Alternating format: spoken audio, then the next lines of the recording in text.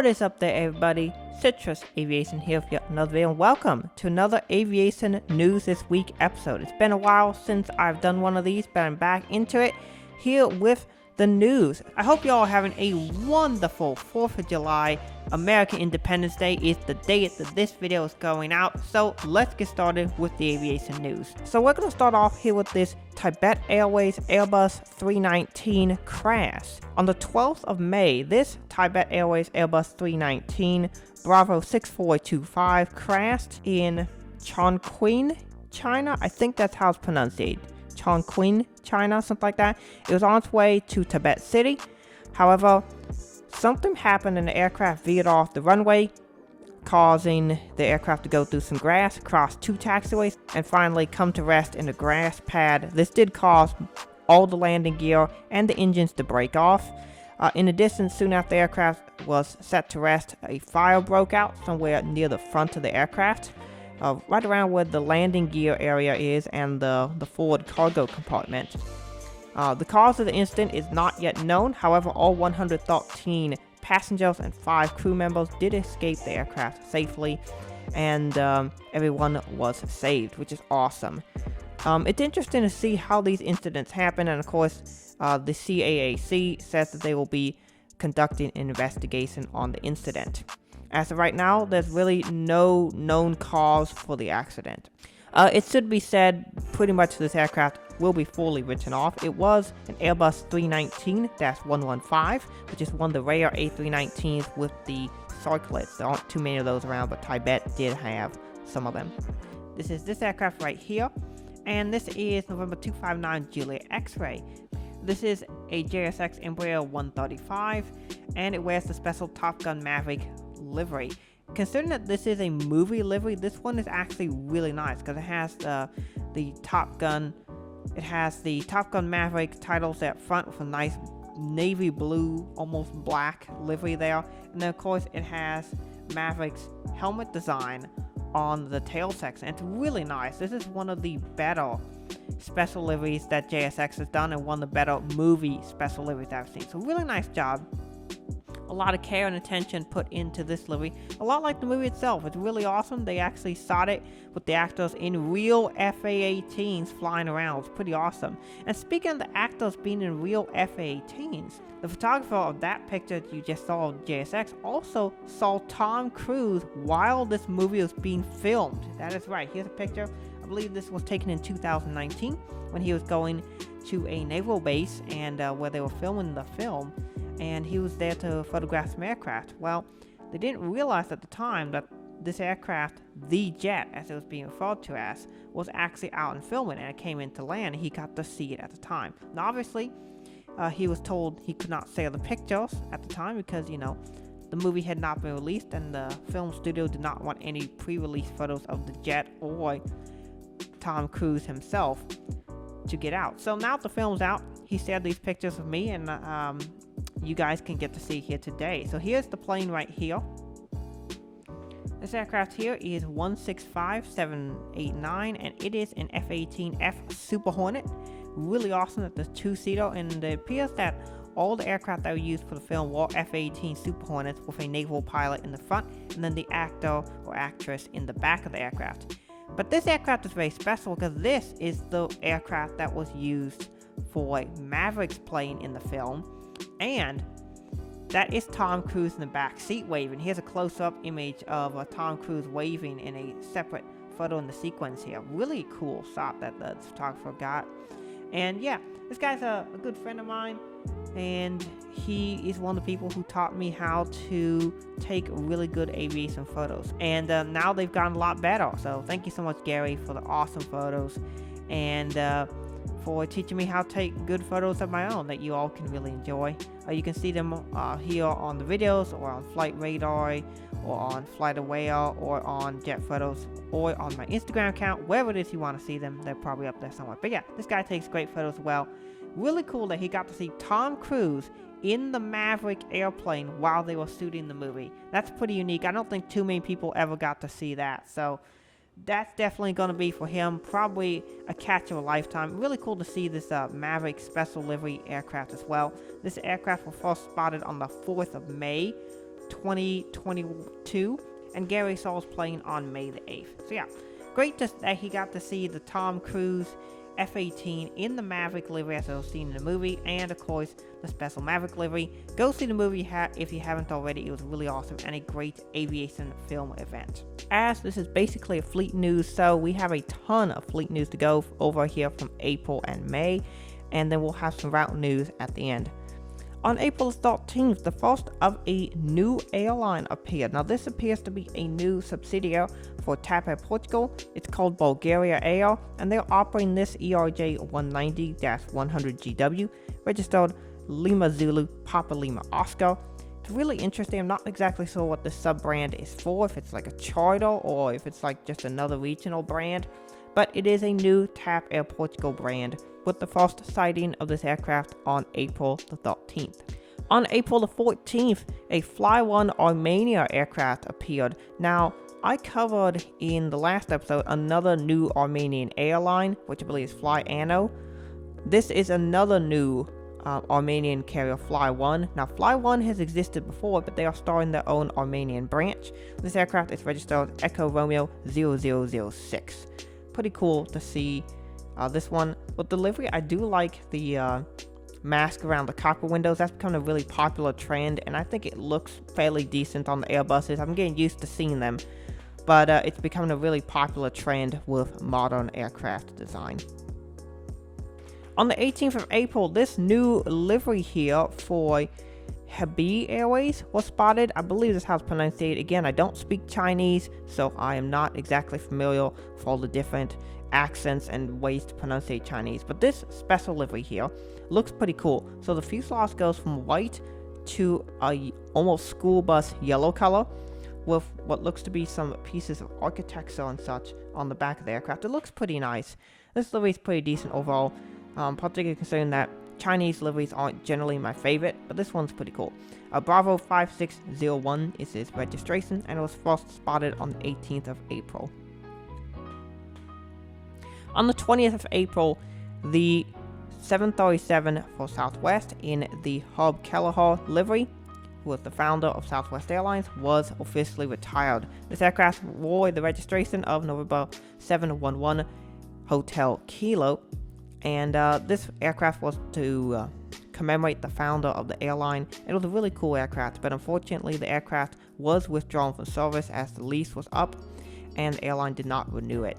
So a bunch of these Southwest liveries had disappeared. This one, Illinois one, I believe Tennessee one was another victim of the return to a lease. However, Southwest apparently will be repainting a bunch of these liveries on some of the new 737 MAX 7s, which will be really cool when they get those. That'll look really nice, particularly if the cabin is anything like the MAX 8, which I really like the cabin on that aircraft. I flew on one recently. It'll be pretty awesome. So yeah, the MAX 7s, whenever they come into service, should be pretty awesome. And it'll be really awesome to see some of these awesome Southwest liveries on the new aircraft. On the 21st of April, we saw a new special livery for Transavia Airways in the Sunweb special livery. I believe this is a resort package that can be purchased as part of a deal the airline has, which is pretty cool. The aircraft is registered as Papa Hotel, that's Hotel Sierra Kilo, and it is a 737-800 with the split skewing tower winglets. So another cool livery for you European spotters to go catch. AIDA Airways has started operating the Airbus 350. The very first Airbus 350 was delivered, I believe, was on the 1st of May 2022. And since then, the aircraft and I believe one or two other 350s have gone into service. Now, these A350s were able to be delivered to the airline very quickly because they were canceled orders from, I believe, Hainan Airways, who had ordered a bunch of 350s and decided they weren't interested anymore. And so this one and a few others are going to AIDA Airways. The aircraft is registered Echo India, India Foxtrot Bravo. So this is the second one, but they have, I believe, two others in service now. And you can see them fly to places like Los Angeles and several other cities. Pretty cool aircraft. I really like the AIDA Airways livery. This is yet the latest in their aircraft that they are repainting and livery, and this one is a really nice livery. I think one of the best new liveries that we're seeing right now. We now move on over to Condor, who is continuing to repaint a bunch of their aircraft into their new colors. This one was spotted on the 2nd of May. This is the new red livery on the Airbus 321. So previously I've covered the A330neo, which was in the green livery, and then the A321 in the yellow livery, and then the A321 in the blue livery. And now we're going to cover the A321 now in the red livery and the green livery. And so basically it's the same livery, except the stripes are in different colors. And so this is the red one. Some people call this the Waldo livery or the candy cane livery or whatever it is you want to call it. A bunch of interesting nicknames people come up with it. Obviously those aren't the official names. And the livery is eye-catching, if not controversial. It's not my favorite livery, but I will at least give them credit for trying to come up with something that's very unique and interesting. This aircraft is registered Delta Alpha Tango Charlie Golf. It's an A321-231 operated by Condor, first spotted on the 2nd of May. And then another version of this livery, the green one, was first seen on the 13th of May. And this one is yet another A321.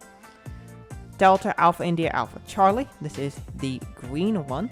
And they now have a bunch of these painted in all 4 liveries. I believe there will be a desert colored brownish one that'll be coming out. And then I think that'll be the last of the colors for the A321. The very first 757-300 in the blue livery has been seen, and we will see. I'll be covering that here once I can get some photos of it, but that is a really nice, I'll say it looks alright on the 757. And the A321, it doesn't look terrible on. I still don't like how it looks on the A330neo, and they're now also repainting a bunch of the A330s to the livery, but only the tail section is getting the color scheme, which hopefully I can cover here in the future. One of the reasons why it sometimes takes a little bit to cover some of these items is I need to get permission from the photographers to use their image. So if you're interested in checking out any of these images or photographers, go take a look in the description. The credits are down there as well as in the bottom left corner of the screen. But once again, thank you to all the photographers for letting me use their amazing photos in this video. Next up, we got the new Alaska Airlines Disney Star Wars livery. This one is really awesome, particularly considering that United finally retired their Star Wars livery. They repainted it into the standard livery, but I really enjoyed the United Star Wars livery, and here is now an Alaska Airlines one. The United one promoted the Rise of Skywalker Episode 9, and this one now promotes the Disneyland Galaxy's Edge Resort. This one is November 538 Alpha Sierra, and it's on a 737-890, first seen on the 4th of May. Nice. 2022. Pretty cool that they unveiled this livery on Star Wars Day. It's an awesome livery, and also should be noted, this aircraft getting repainted now marks the end of the old livery for Alaska Airlines. All aircraft have now been repainted into the current livery. This was the last holdout in the old livery. I believe this was a Hawaiian Lave livery aircraft. Let me take a look at some of the photos here to confirm. Yeah, this was a Hawaiian Lave livery aircraft, and this was the last aircraft in the old livery. So all Alaska Airlines aircraft have now been repainted into the current livery. That transition took right around, I think it was 7 years, because they introduced the new livery in 2016, and it's now 2022. Now it took 6 years. 6 years to do the full transition from the old livery to the new livery. And I really like the new Alaska Airlines livery. I don't think there's really anyone bemoaning the loss of the old Alaska Airlines livery. So the new Alaska Airlines livery is awesome, and all the specials they've been doing is awesome. And I just think Alaska Airlines, from a branding standpoint, is really on top of the game right now, and they're doing a fantastic job. I really look forward to seeing what else they come up with, but this being the current livery for a long time would be cool with me, because I really like it a lot. On the 5th of May, we have 2 interesting things to happen, but the next CargoROM aircraft, I think I've talked about this company before, ROM Cargo Airlines. This is their second aircraft. It is a former Saudia 747, as you can tell by the livery. That's pretty clearly former Saudia to me. Maybe United, but I think it's Saudia. November 27063 is the registration, and this will be the newest addition to their cargo fleet, and another one for you guys to go spot. I believe since this picture was taken on the 5th of May, that the aircraft has been re-registered. but still pretty cool aircraft. Next up, we have an Emirates Airbus 380, and this one is in a new special livery, as you can see here, for the Museum of the Future, is what it says. Really interesting livery right there. This aircraft is registered Alpha 6 Echo Victor Kilo. It's on Airbus 380, taken in JFK. A lot of these first Emirates 380s get spotted in JFK, because it seems they send a lot from Dubai to JFK. And you might wonder, well, why aren't these Emirates aircraft being spotted in Dubai? And that's because essentially plane spotting and aviation photography in the United Arab Emirates is essentially illegal and is considered to be espionage. So in many portions of the Middle East, it's illegal to plane spot. So that's why you don't see pictures from the Middle East, because you could go to jail for a long time for taking pictures of airplanes. So that's why you don't see many over there, and you see often them first being spotted in, say, Amsterdam or London or JFK, and it's just because of that. That Emirates was also seen on the 5th of May as well. Next up, we have a new special livery here for Mars Air Cargo. Pretty cool airline. This is a new special livery for them. I'm not exactly sure what this livery commemorates, but it looks really cool. I kind of like the prismatic, kind of pastel-y color here. Kind of cool. Pastel colors are not my favorite, but this one kind of looks alright.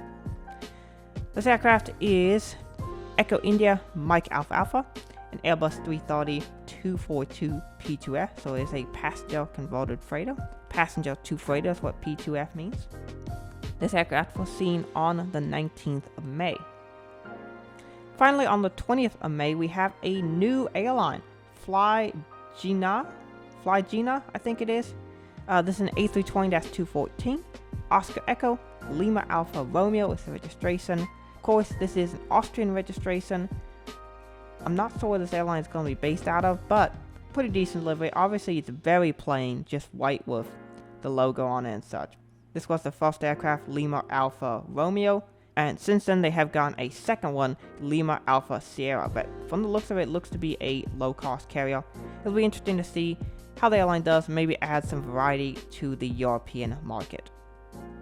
Raleigh-Durham has been getting a bunch of international services returning and new. On the 12th of May, the 737 MAX started flying in for Icelandair. Icelandair being a brand new carrier to Raleigh, flying direct service to Reykjavik on the 737 MAX.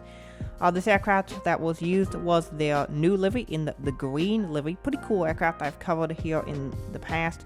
Again, not my favorite livery, but the aircraft is cool, and it's really awesome to see Reykjavik being connected directly to Raleigh on Icelandair. That's definitely service that I think will do super well.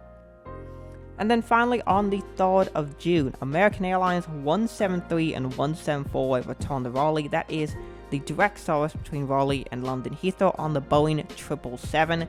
Pretty awesome to see that come back. I thought it was going to come back on the 5th of June, but it was, in fact, back on the 3rd of June, which was really, really cool to see them operating the 777 once again. Great services, and I'm really, really excited to see what other services Raleigh brings back. The only other international service they have not brought back that is a mainstay is Delta Airlines Paris to Raleigh, which was previously on the 75 and the 767. So it'll be really cool to see if they bring that back. Currently, it's looking like September will be the time when that service returns to Raleigh, and I'm really excited for it.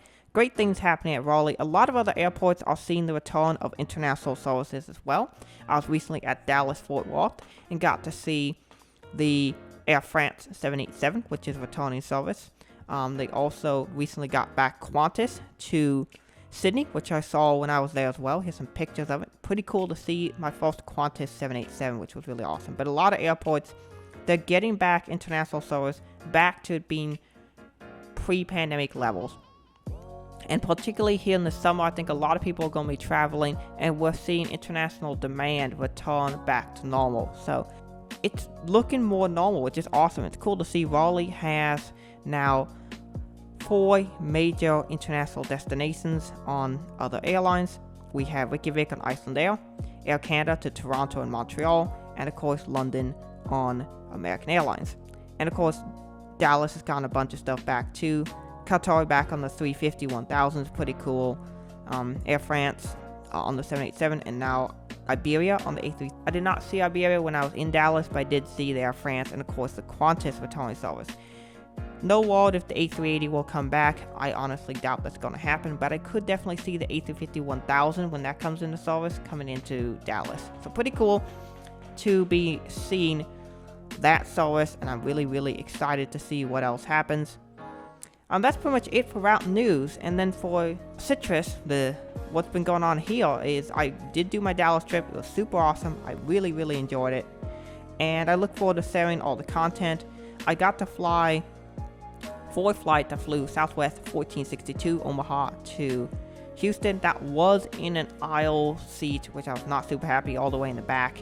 And then my flight to Dallas Love, Houston Dallas Love, was on the max A, and I was like, okay, I'm gonna upgrade to get a better boarding position. It cost $30 to upgrade for that, but it was worth it because I got seat 6F, which has an awesome view, and the cabin on the 737 MAX is awesome. The crew was fantastic on both Southwest flights. Of course, the seat comfort and such, not the best on Southwest. Your legroom's not super amazing, but it was decent. Like, particularly for the price I paid, it was good.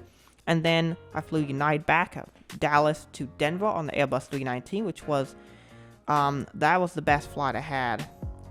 Fantastic crew.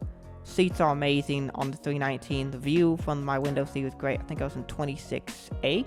And then on the 737-900 Denver to Omaha, which was the 737-900, 24A, really good as well. And the crew was fantastic on both those flights as well. United gave me the exact same customer experience I would have had on Delta. Really good experience. So I will definitely be flying United again in the future. They're definitely an option for me in the future, particularly considering that I had just the same level of great experience I would on Delta Airlines, which is a pretty big deal. My upcoming trip that I'm going to be doing will be awesome as well. I enjoyed Dallas, got the plane spot in DFW, Dallas Love, and Alliance Fort Worth. Got some pictures at all of them and got some videos. Dallas spotting video will be coming up soon. I'll be doing a separate spotting video for both Dallas Love. That'll be a pretty short one. And then I'll be doing DFW spotting video. That one's pretty long. Gonna be probably about 40-45 minutes. And then I'll be doing a spotting vlog video about what the experience of plane spotting in the Dallas area was like. It's pretty awesome. But then also other content as well. I've posted some photos on Instagram, jet photos and FlightAware. So, stay tuned for more Dallas content. I really enjoyed it, and there's a very good chance that you'll be seeing me in Dallas here again in the near future. That's pretty much it for this video. I did recently post the Gemini Jets video about why the prices have increased, and I might do a follow-up video of that because there's some questions and some people who disagree with my opinion, which is totally cool. You don't have to agree. But I would like to support my position even more with possibly a future video on it. But it seems a lot of people did appreciate and agreed with the video, and I'm glad that y'all really enjoyed it. It's one of the more important videos I think I've made, particularly on the price increases, which in my opinion are unacceptable. Because I've shown that video for a fact that they're increasing their prices at more than double the rate of inflation, and the quality of the models has gone down in the last 5 to 6 years, which that does not help their case either. But yeah, other videos coming up, you're going to be seeing a mold comparison with all 3 Delta Airbus 350s. So stay tuned for that. And yeah, got more content. I'm finally going to do the 2000 sub Q&A video. So if you have any more questions, let me know. I already have questions I got from the Q&A video from back in February, and then I'll do more requests for Q&A on my Instagram. So if you have any more questions, let me know. That's pretty much it for this video. I want to thank you all so much for watching. Have a great rest of your day, and God bless you.